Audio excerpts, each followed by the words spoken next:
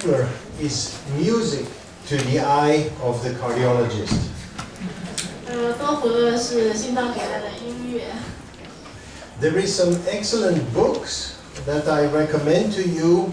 This is mostly color flow Doppler imaging by these three authors. And this is the best book right now, third edition already from 2006 from these three experts in human echocardiography. 那左边的那个是彩色血流多普勒，是由3个老师写的，很好的一本书。右边这个呢是3个人医写的，到现在为止已经第3版了，也是一本很好的书。So when we listen or play back Doppler echocardiography, it is usually the sound changes that tell us, while we look at the picture, what the problem is. 所以如果说我们能够回到以前的那个多普勒的话，通常是声音的表现，让我们发现为什么要去看这个图像。These sound changes are based on frequency modulation of the returned Doppler beam, and that is caused by the bloodstream, the moving red blood cells, which bounce back the emitted Doppler beams to the transducer. 这个频率的和那个改变频率和振幅的多普勒声速呢，是由血流产生的。它主要是运动中的红细胞，它碰到了声波，然后把声波返回去作为回声影响引起的。Because of the law of physics, you can see here that your transducer angle should be as parallel as possible with the moving red blood cells. 因为这个原理呢，我们就可以发现，我们要尽量使探头跟红细胞平行，这样才能得到声速，那个运动速度。The returned Doppler beam is then modified by a so-called fast Fourier transfer, some complicated mathematic procedure, into a continuous graphic registration of the velocity of the blood cells. 通过那种复杂的，就是 FFT 的那种计算方式，我们可以持续的记录返回的多普勒信号。And here you see an illustration on a carotid artery in the neck of a person where there is display of an upward movement at a given velocity. Upward means towards the transducer. 这是一个人的颈部的一个血管的图像，然后下面那个峰值我们可以看到，在边上有一个数值是它的速度，然后朝上那个波峰朝上呢是流向探头的一个指示标志。And below the zero line, the flow is the one that goes away from the transducer. 在那条基线，就是零基线以下的那个风呢，就表示的是血流向探头相反方向流的一个标志。You can see in this example that the angle of interrogation to the streaming blood is very, very poor, not a good study. 他说，你可以在这个图像上看到那个多普勒那条引导线，它跟血流的一个方向角度呢非常差，不是一个很好的那个典范。How do we apply Doppler echocardiography? We can, with this technique, measure the blood flow velocity in the cardiac chamber and the great vessels non-invasively. That is the big advantage. Non-invasive measurement of blood flow velocity. 多普勒超声怎么用呢？最大的用途就是测量心腔和大血管中的血流速度，而且是无损伤的测量，这一点很重要。Inside the heart, there shouldn't be any turbulence. When we see turbulence, they usually occur near obstructions. 在心脏里面不应该有任何的紊流。如果说我们看到紊流的话，那它或者发生了，或者说即将发生梗阻。We can also see abnormal direction of flow if there is a hole in the septum with a shunt, 如果说间隔就是分隔膜上面有那种洞的话，我们可以看到分流包括血流的流向就会发生异常。we can then grade the severity of shunts and valvular insufficiencies as well as stenosis by measuring abnormal flow velocities. 通过测量异常流量的那个血流的流速啊，就是不正常的那个血流的流速，我们可以给分流啊、血管下阻塞啊，包括瓣膜功能不全进行分等级。These velocities are measured by the so-called modified Bernoulli equation. Here is a picture of this man that lived in about 1700, actually in Switzerland, in Basel. He was a mathematician. 那个图片就是那个 Bernoulli 的那个照片，然后我们用的这个流速计算公式就是他发明的。This simplified equation tells you that the pressure gradient, the difference between two pressures, equals 4 times the velocity square. 它的公式表明两个点之间的压力差就是流速的平方的4倍。So calculating backwards, you take the display of the velocity in the machine and calculate back what the driving pressure or pressure gradient generates this turbulence. 然后我们可以通过从仪器上读到流速，然后通过这个公式来计算两点之间的压力差。There are some particularities in the Doppler that you have to respect. The imaging plane are chosen for most parallel alignment of the Doppler beam or cursor with the direction of flow. 多普勒有很多特性，像成像角度要选择多普勒声速，就是它那个声波与流向最平行的那一部分来测量。Sometimes these planes don't generate most beautiful 2D images. 有时候要得到上面那种平行的图像呢，就得不到很好的2维影像。Rather than correcting an angle in excess of 15 degrees, you should change your imaging technique to obtain an angle less than 50 degrees with the bloodstream. 如果说你得到的那个图像已经就是你的探头的角度已经和血流的角度夹角超过15度了，你要重新移动你的探头，获得一个夹角很小于15度的一个图像。There is a very simple reason why we do not use this angle correction possibility. 有一个很简单的理由，为什么我们不用仪器上的那种角度校正功能？ Because it magnifies your measurement error. 它会把你的测量的那个面积扩大。There's various forms of Doppler, 3 important ones that we need to know. 我们有3种比较常见的、比较重要的多普勒的形式。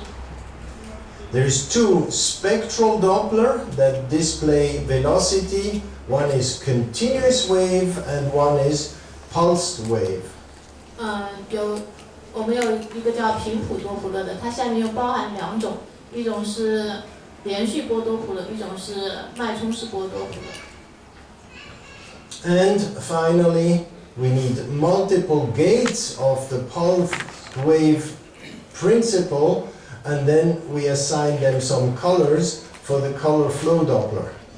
然后我们要多个就是开口来发射这个频谱多普勒，然后通过给它着色，我们可以得到彩色多普勒。The spectral Doppler has either a laminar, a very narrow spectrum of flow velocity, or a turbulent flow pattern where there is a very broad spectrum of different velocity. 我们有 laminar。 Laminar is parallel, nice flow, no turbulence. OK，我们有2种血流，一种是就是平行的慢的正常的那种血流，还有一种就是稳流。平行正常慢的血流会比较薄、比较窄，然后那个稳流会比较宽、比较粗。With a laminar flow, the mean and the peak velocity are very close to each other. 在这个平流的时候，它的平均值和它的峰值是非常接近的。With turbulent flow, you can see that there is a big difference between mean velocity and peak velocity. 在稳流的时候，它的平均流速和峰流速的差异就很大。The color flow maps can be displayed in various modes as well. You can have a simple red and blue map, red to the transducer, blue away from the transducer.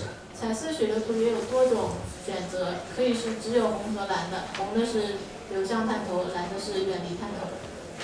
Then you can enhance this color map by adding other shades of red to orange to yellow, and the same on the blue side.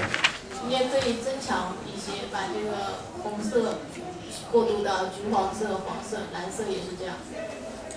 And finally, you can combine the enhanced with the so-called variance mode, where you have the velocity and its enhanced color in the lateral direction.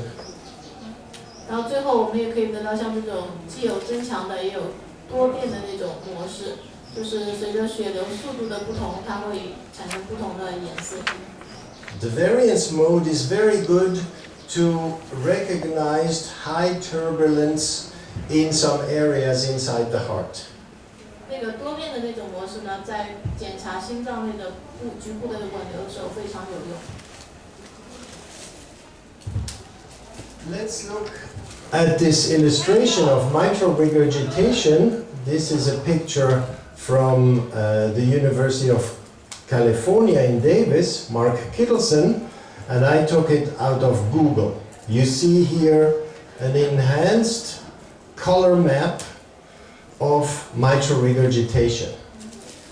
这是一个二尖瓣回流的图，是在那个刚刚他说的那个大学，我不记得，那个大学的心脏病科发到网上，他在 Google 上搜到的，可以看到一个非常明显的稳流，二尖瓣回流。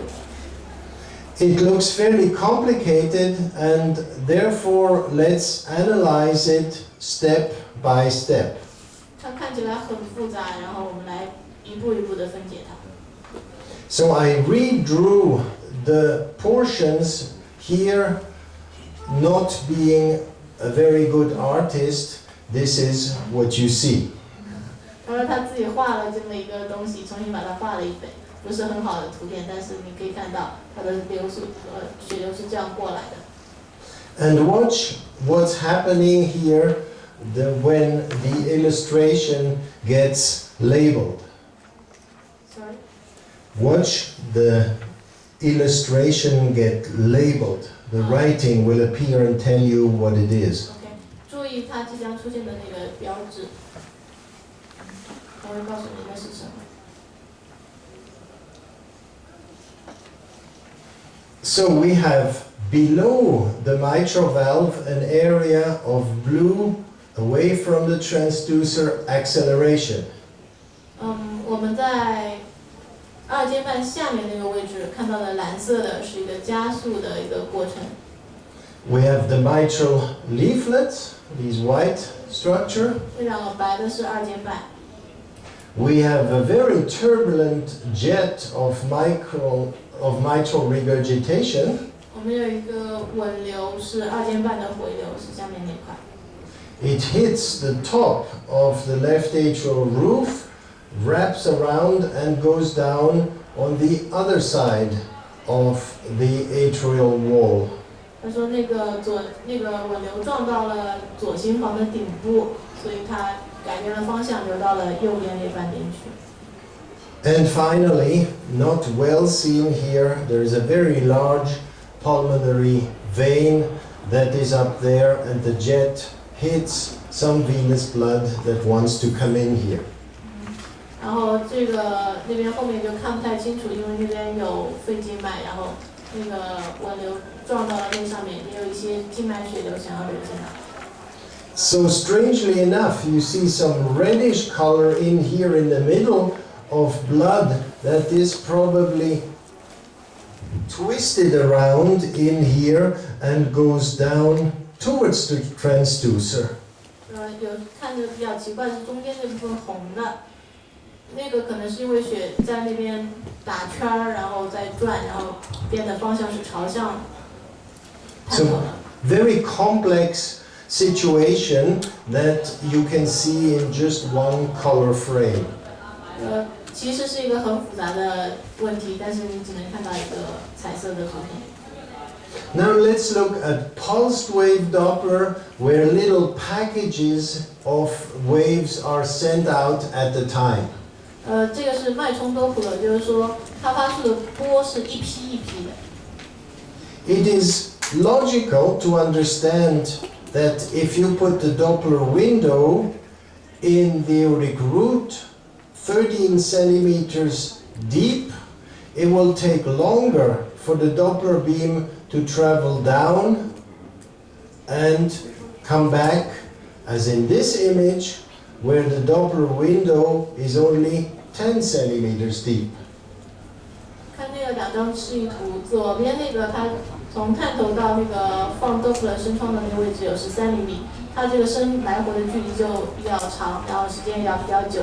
右边那个它只有10个厘米，所以会时间短一点。So the maximal velocity that you can measure depends on the depth of the Doppler gate in the tissue or the heart. Sorry. The maximum velocity depends upon the depth of the Doppler gate in the tissue. OK， 最大的流速是依据多普勒测量点的深度而异的。It reflects the flow velocity at that depth accurately from here in the window. Not here, not here, not here, but only from the Doppler gate. 它能准确地反映在那个深度所测到的流速，只能在多普勒升窗那里面那一块，其他周围的血流它是没办法测的。This leads to a problem of so-called aliasing, where multiple packages of that depth will return to the Doppler and will be displayed. 有时候就会发生一些混叠的现象，比较困惑，因为有不同批次的那个声波在返回探头。Continuous wave Doppler is different and sends out continuously waves that are reflected along the beam somewhere. 这个连续的多普勒呢就不同了，它是不停地在发出声波。The maximal velocity is not depth dependent with continuous Doppler. 然后这个它所测到的最大流速就跟你所放置的测量点的位置无关了。And as you can see here, this peak velocity will occur anywhere along this Doppler beam. 它的那个右边显示那个绿色的那个最大的流速可以在那条线上的任何部位。In this case, is it logical, because we know how the blood turns in the heart, that the highest velocity will be somewhere in the aortic root? This is the peak velocity.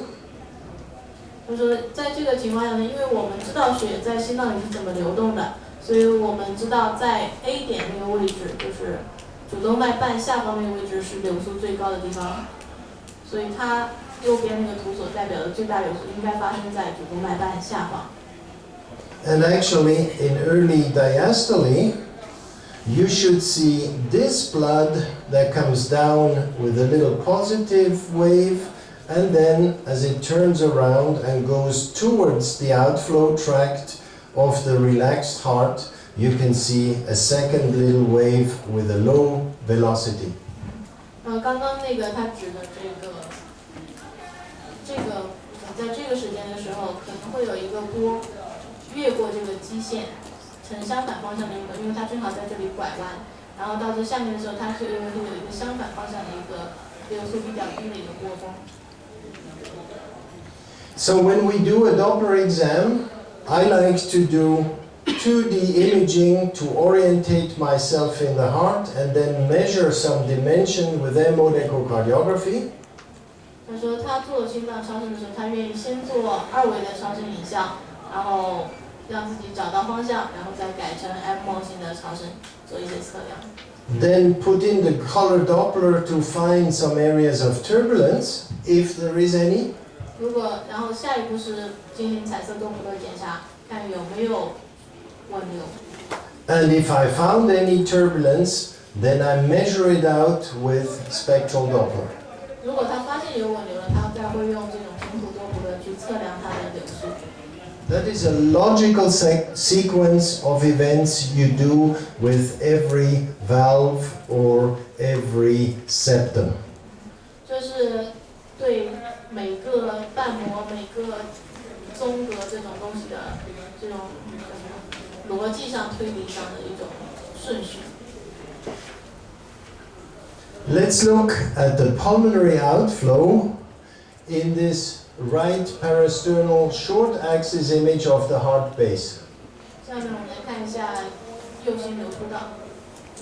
You can see that this is not ideal with the Doppler beam in this direction and the blood flow actually in this direction. We are causing an error in measuring this example. 他说这个不是一个非常好的图片，因为那个声的方向跟血流的方向有一个夹角。If the dog is healthy, you can put the PW cursor below or above the pulmonic valve.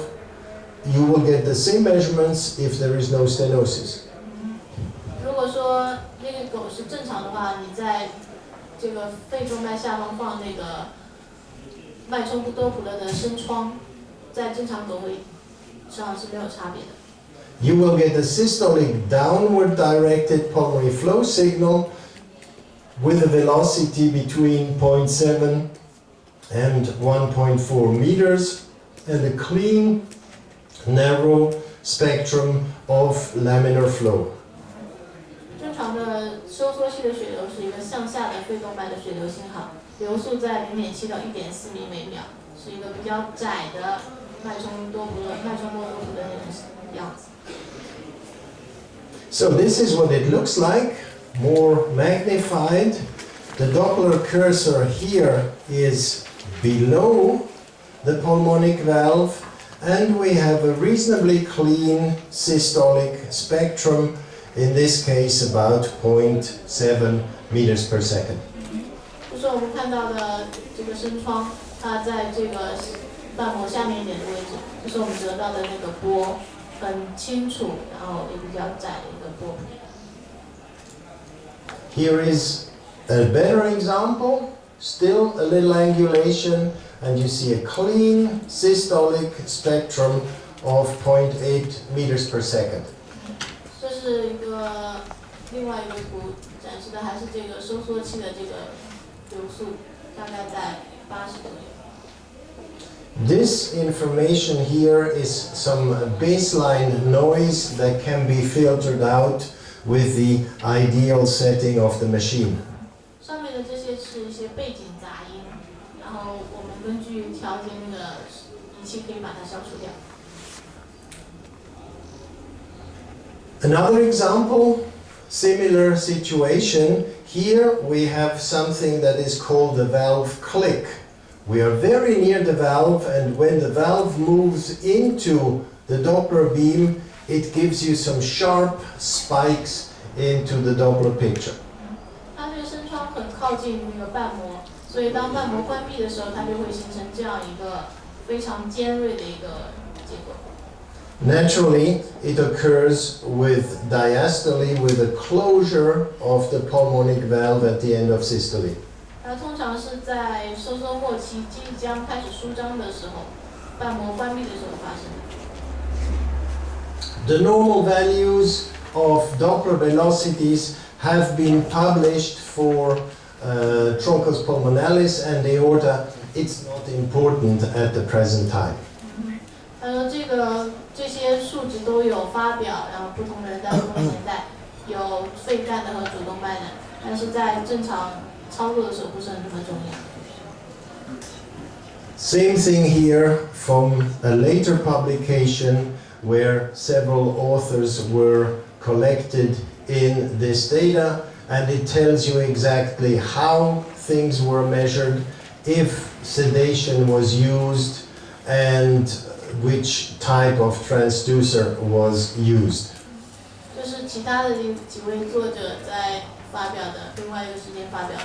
然后他告诉了你，他用了什么样的探头，什么样的多普勒波，包括他有没有用麻醉。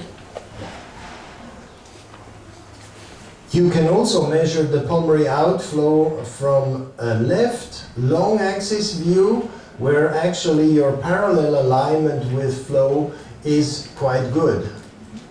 你也可以在左侧做长轴观的时候做那个肺动脉的血流，因为这时候声波跟它的方向比较一致，平行。And Simon already showed you before the advantage of this view with the possibility of seeing the bifurcation and sometimes a patent ductus arteriosus. 刚刚 Simon 老师也跟我们讲过这一部分的优势，有时候我们可以看到这边有动脉导管问题。Pulmonic stenosis is an obstruction in the area of the pulmonary outflow tract. We have infundibular and valvular forms. They can often be already differentiated on the 2D views. Sorry, I have missed the first sentence. Okay. Often you can already see on 2D views if the obstruction is below the valve, infundibular or subvalvular, or if it is the valve itself, valvular pulmonic stenosis, that causes the problem. OK， 在二维影像上，我们通常就可以看到是瓣膜下的还是瓣膜本身的一个问题导致的肺动脉的狭窄。We recognize immediately a highly increased flow velocity downstream of the obstruction. 我们很快就发现，在这个阻塞下面有一个很快的管流，跟主下方有一个方向朝向。You can see here it says CW, so this is continuous wave Doppler, which measures the maximum speed, in this case 5.6 meters per second. That is a severe pulmonic stenosis.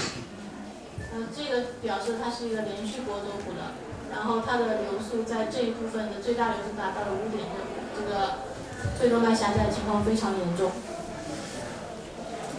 Pulmonic insufficiency on the other side, on the other hand, is a diastolic signal of a bit of turbulence which goes back into the right ventricular outflow tract on this color mode illustration. 肺动脉闭锁不全是在舒张期发生的，那个血液回流到左心wait a minute. That is back into the Right ventricular outflow tract. OK， 是回到了左心室当中的。It is possible to see a tiny bit of pulmonic insufficiency in up to 30% of healthy dogs and cats. 轻微的肺动不全在30%左右的健康犬猫中都可以发现。The normal velocity of such trivial pulmonic insufficiency is less than 2.8 meters per second. 肺动脉不全就是正常的，就是偶尔上面提到的这部分。